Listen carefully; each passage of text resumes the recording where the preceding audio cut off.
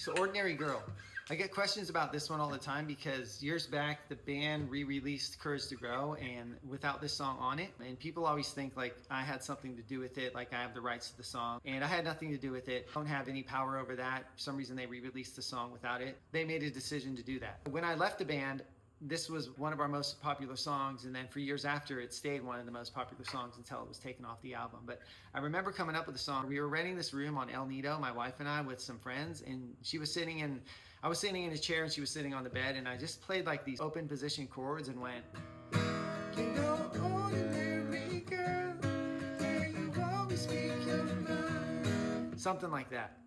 Wasn't great, but she's like, oh, that sounds kind of good.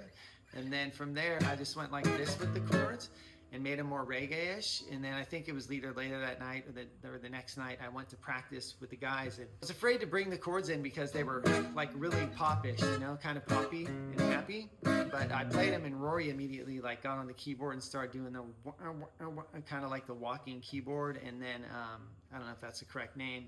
Marley just did the simple like walking bass line, and Eric kind of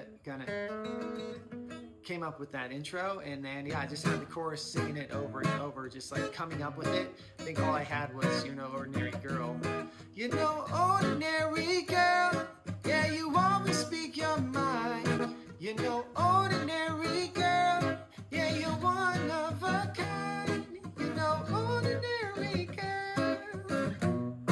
Yeah, that was the beginning. I knew like right away when I was making the song that was going to be a popular song, and it stayed popular when I left and for years later until it was taken off the album, and that's the beginning of Ordinary Girl.